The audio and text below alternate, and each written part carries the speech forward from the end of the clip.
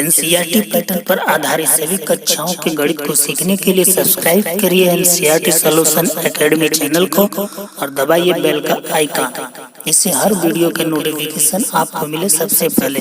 तो चलिए शुरू करते हैं एनसीईआरटी की हर गणित का वीडियो। आज हम लोग शुरू करेंगे कक्षा 7 का अध्याय 3। अध्याय का नाम है आंकड़ों का प्रवर्धन और प्रश्नावली 3.1। एनसीईआरटी पैटर्न की गणित है कक्षा 7 के। देखते हैं पहला सवाल। कह रहा अपनी कक्षा के किन्हीं 10 विद्यार्थियों का परिसर ज्ञात कीजिए।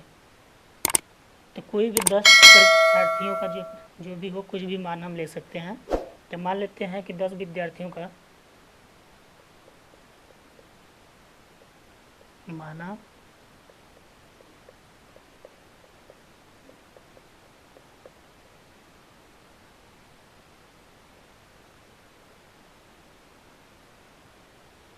माना 10 विद्यार्थियों की माप क्या क्या हो सकती है, कोई भी मान हम ले सकते हैं। 3, 3.5, 4, 5, 5.5, 6, 7.5, कट होगा 1, 2, 3, 4, 5, 6, 7, 8, 8.5 और न 1, 2, 3, 4, 5, 6, 7, 8, 9, 10। ये 10 मान हो गए। पर है कि इनका परिसर निकालना है। तो परिसर निकालने के लिए जो सबसे हाईएस्ट मान रहेगा उसको लेंगे, फिर जो सबसे कम मान रहेगा उसको लिखें। दोनों मान को आपस में घटा देंगे, हाईएस्ट मान और कम मान दोनों को आपस में घटाएंगे तो 9 में से 3 गया, कितना बचा 6। ये इसका परिसर हो गया। ठीक है, चलते अगले सवाल में।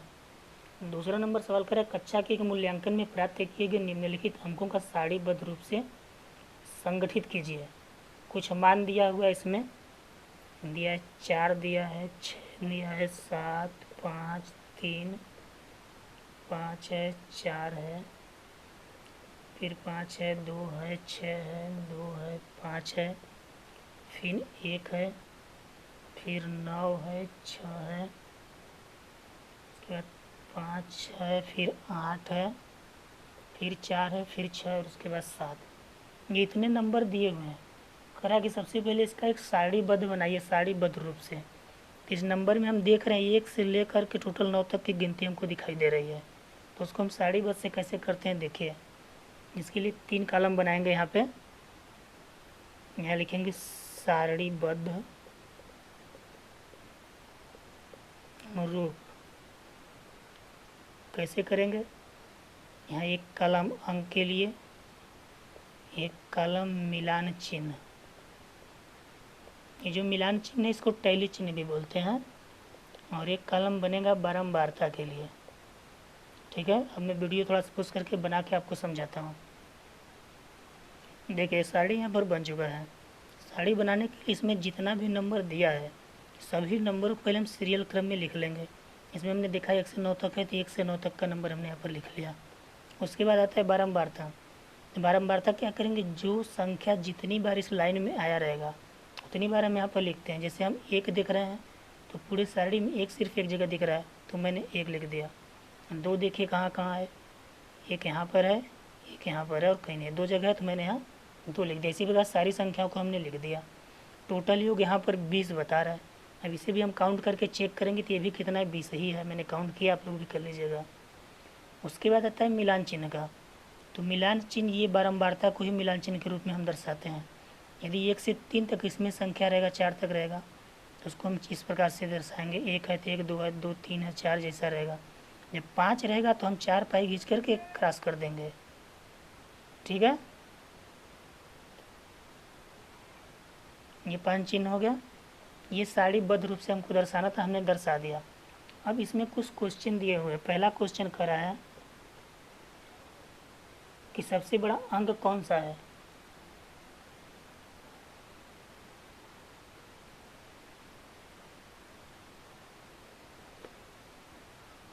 सबसे बड़ा अंक कौन सा है, देखिए छोटा अंक 1 है, बड़ा अंक 9 है। तो सबसे बड़ा अंक क्या हो गया, 9 हो गया। दूसरा क्वेश्चन कह रहा है कि सबसे छोटा अंक क्या है, तो सबसे छोटा अंक 1 हो गया। उसके बाद तीसरा नंबर का इन आंकड़ों का परिसर क्या है। तो परिसर आपको पता है, बड़ा संख्या माइनस छोटा संख्या बराबर कितना 8। उसके बाद चौथा नंबर क्वेश्चन करा है अंकगणितीय माध्य ज्ञात कीजिए। इसका अंकगणितीय माध्य निकालना है। तो माध्य बराबर होता है कुल पदों का योग। माध्य बराबर कुल पदों का योग बटे कुल संख्या, ये फार्मूला होता है। कुल पदों का योग बटे कुल संख्या कि जितने पद दिए गए सभी को हमको जोड़ लेना है। तो हमने जोड़ लिया है, आप भी जोड़ेंगे तो टोटल मान आएगा कितना 100 बटे कुल कितने पद हैं हमने यहाँ पर निकाला है 20। टोटल बारंबारता कितनी बार आया, सबको जोड़े टोटल 20 बार हैं, तो ये 20 हो गया। 20 से जब हम इसको भाग देंगे तो 20 पंजे 100। इसका आंसर कितना आएगा 5 आएगा। ठीक है, चलते हैं अगले सवाल में। तीसरा नंबर सवाल कर रहा है प्रथम 5 पूर्ण संख्याओं का माध्य ज्ञात कीजिए। सबसे पहले प्रथम 5 पूर्ण संख्या लिख लेंगे। प्रथम 5 पूर्ण संख्याएं बराबर हो जाएगा 0 1 2 3 4, क्योंकि पूर्ण संख्याएं 0 से स्टार्ट होती हैं इसलिए 5 पूर्ण संख्या लिखना है, तो हमने 4 तक लिख लिया। उसका निकालना है माध्य। तो माध्य बराबर आपको पता है कुल पदों का योग, यानी 0 + 1 + 2 + 3 + 4 बटे कुल कितने पद हो गए 5 पद हो गए। तो जोड़ेंगे 4 3 7 2 9 1 10 बटे 5 यानी कितना 2। ठीक, अगला सवाल करें एक क्रिकेट खिलाड़ी ने 8 पारियों में निम्नलिखित रन बनाए, उनका माध्य स्कोर या रन बताइए। 8 पारियों में उन्होंने कितने रन बनाए। सवाल में दिया है 58 दिया है, 76 दिया है, 40 दिया है, 35 दिया है, फिर 46 है, फिर 50 है, फिर 0 है, फिर 100 है। इसका हमको माध्य निकालना है। तो माध्य बराबर फार्मूला कुल पदों का योग, यानी 58 + 76 + 40 + 35 + 46 + 50 + 0 + 100 बटे कुल पदों की संख्या होता है। कई पद है, 8 मैचों में उन्होंने रन बनाया तो कुल कितना हो जाएगा 8 हो जाएगा। और यहाँ पे सभी मानों को हम जोड़ लेंगे। जोड़ेंगे तो आएगा टोटल 405 बटे कितना 8। भाग देंगे तो आएगा 50.625। ये इसका आंसर हो गया। ठीक, चलते हैं अगले सवाल पे।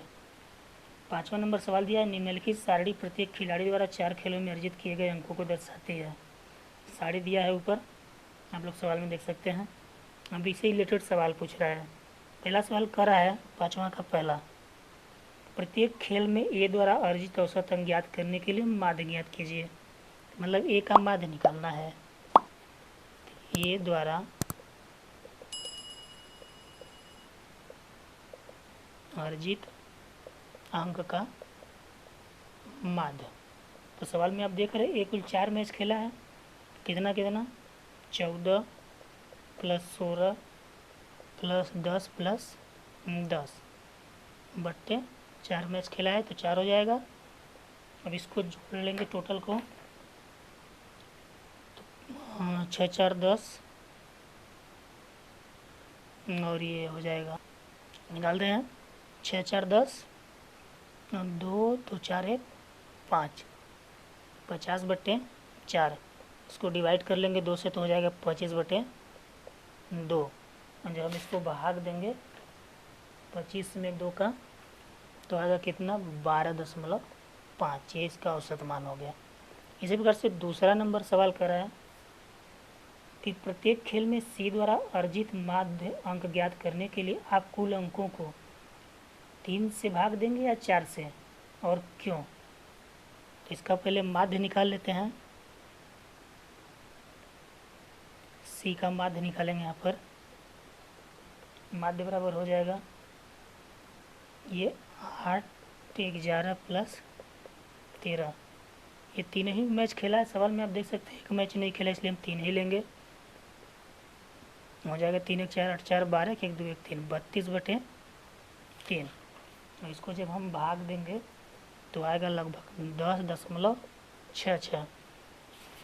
तो इसमें एक क्वेश्चन और करा है कि आप कुल अंकों को 3 से भाग देंगे या 4 से। तो हम 3 से ही भाग देंगे। क्यों? क्योंकि वो चौथा मैच खेला नहीं है। तो यहाँ पर लिखेंगे कुल अंकों को 3 से भाग देंगे क्योंकि वह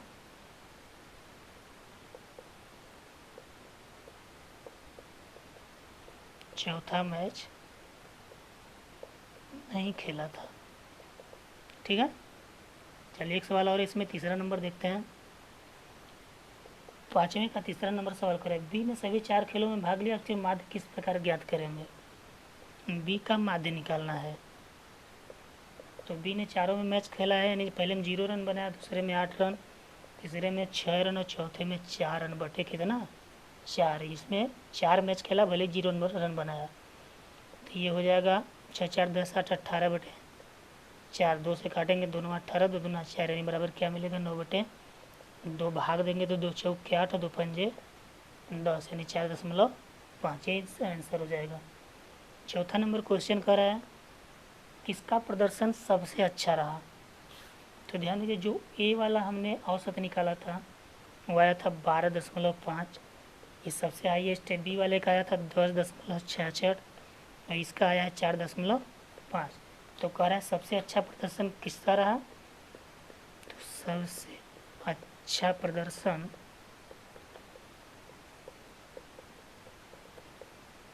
ए का रहा।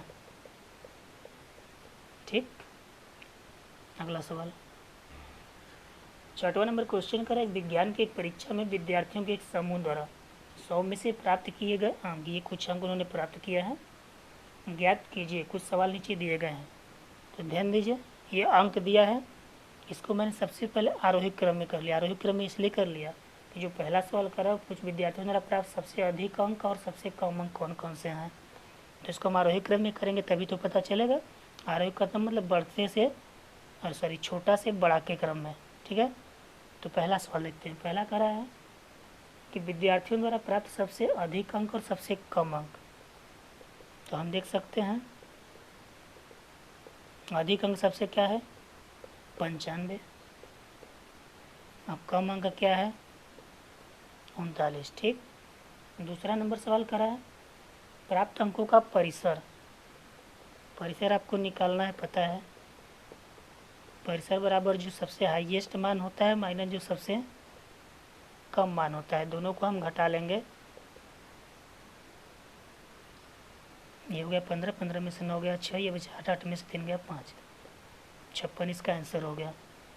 क्वेश्चन नंबर 3 तीसरा कह रहा है समूह द्वारा प्राप्त माध्य अंक। अब इसका माध्य निकालना है। तो माध्य बराबर आपको पता है सभी पदों का योग। कि जो सभी पद है इसको प्लस चिन्ह करके हम यहाँ पर लिख लेंगे।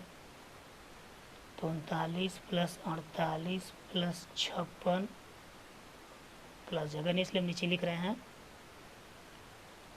75 plus 76 plus 81 plus 85 plus 85 double है 85 प्लस 90 प्लस 95 बट्टे कुल का पद है 3 3 6 3 9 1 10। कुल पद कितना है 10 है। अब इसको क्या करेंगे हम जोड़ लेंगे टोटल। तो जोड़ने पर ये आ जाएगा 730 बटे 10। और 730 में जो हम 10 से भाग देंगे 0 0 कट जाएगा तो बराबर कितना आ जाएगा 73 इसका आंसर हो जाएगा। ठीक है, चलते हैं अगले सवाल पे। तो स्लाइड का प्रॉब्लम है फिर भी दिख रहा है। 7वां नंबर सवाल करा 6 क्रमागत वर्षों में एक स्कूल में विद्यार्थियों की संख्या निम्नलिखित थी। कुछ संख्या ऊपर दिया हुआ है, विद्यार्थियों की संख्या है 6 सालों में। इस समय काल में स्कूल के विद्यार्थियों की माध्य ज्ञात कीजिए। तो माध्य का आपको फार्मूला पता है सभी पदों का योग बटे कुल पदों की संख्या। कुल 6 साल का है तो पदों की संख्या 6 हो गई। ये मैंने टोटल ऐड कर लिया। ऐड करने पर टोटल आएगा बट अच्छा मैंने वीडियो पोस्ट करके इसको ऐड किया है, आप लोग रफ्तार में चेक कर सकते हैं। अब इसको जब हम भाग देंगे 6 से तो आएगा 20 58 ठीक है, ये इसका आंसर हो गया। अगला सवाल 8वां नंबर सवाल करें कि एक नगर में किसी विशेष सप्ताह के 7 दिनों में हुई वर्षा का निम्नलिखित रूप से रिकॉर्ड किया गया है। ये रिकॉर्ड सामने दिया गया है, कौन कौन से दिन को कितना कितना वर्षा रिकॉर्ड हुआ है। उसके बाद पहला क्वेश्चन इसमें करा है कि उपरोक्त आंकड़ों से वर्षा का परिसर ज्ञात कीजिए। इसमें वर्षा का हमको निकालना है परिसर। परिसर आपको पता है सबसे हाईएस्ट मान, इसमें देखना है सबसे हाईएस्ट ये 20.5 है, माइनस सबसे कम 0.0 है, तो घटाएंगे तो कितना आएगा 20.5 ही आएगा, इसका परिसर हो गया। उसके बाद दूसरा नंबर क्वेश्चन कर रहा है किस सप्ताह की माध्य वर्षा ज्ञात कीजिए। माध्य वर्षा आपको पता है कैसे निकलेगा, सभी का हम योग कर लेंगे। 0.0 plus 12.2 plus 2.1 plus 0.0 plus 20.5 plus 5.5 plus 1.0 बट्टे टोटल एक हफ्ता मतलब 7 दिन। अब इस टोटल मानों को हम जोड़ लेंगे, तो जोड़ेंगे तो आएगा 41.3 बट्टे 7। जब इसको हम भाग देंगे तो आएगा 5.9, इसका माध्य हो गया। एक सवाल और करा कितने दिन वर्षा माध्य वर्षा से कम रही। कह जो ये माध्य वर्षा निकला है इससे कितने दिन कम वर्षा हुई, तो देख लेते हैं। 5.9 है तो एक दिन ये हो गया, एक दिन ये 2, ये 3, ये 4 और ये 5, ये 5.5 है, 5.9 है, तो 5.9 से कम ही है, तो यहाँ पर तीसरे नंबर क्वेश्चन का जवाब हो जाएगा कुल 5 दिन कम वर्षा हुई। ठीक, इस माध्य से कुल 5 दिन वर्षा क्या हुई, कम हुई। चलिए अगला सवाल देखते हैं। 9वां नंबर सवाल करें 10 लड़कियों की ऊंचाइयां सेंटीमीटर में मापी गई हैं और निम्नलिखित परिणाम प्राप्त हुए हैं। 10 लड़कियों की ऊंचाई मापा है, उस ऊंचाइयों को मैंने आरोही क्रम में यहाँ पे लिख लिया, यानी बढ़ते हुए क्रम में, सबसे छोटा से शुरू करके सबसे बड़ा तक। ठीक है, कुछ सवाल दिया है। पहला सवाल दिया है कि सबसे लंबी लड़की की लंबाई क्या है, तो सबसे लंबी लड़की की लंबाई कितना है 151 सेंटीमीटर। ठीक, दूसरा सवाल करा सबसे छोटी लड़की की लंबाई क्या है, तो सबसे छोटी लड़की की लंबाई 128 सेंटीमीटर। तीसरा क्वेश्चन करा है इन आंकड़ों का परिसर क्या है, तो परिसर जो सबसे हाईएस्ट है माइनस जो सबसे कम है, घटा देंगे। घटाएंगे 151 में से 28 घटा लेंगे तो 11 में से 8 गए 3, यहाँ से 4, 4 में 2 गया 2, 23 इसका आंसर हो जाएगा। उसके बाद अगला क्वेश्चन करा है चौथा नंबर कि लड़कियों की माध्य ऊंचाई क्या है। लड़कियों की माध्य ऊंचाई निकालना है,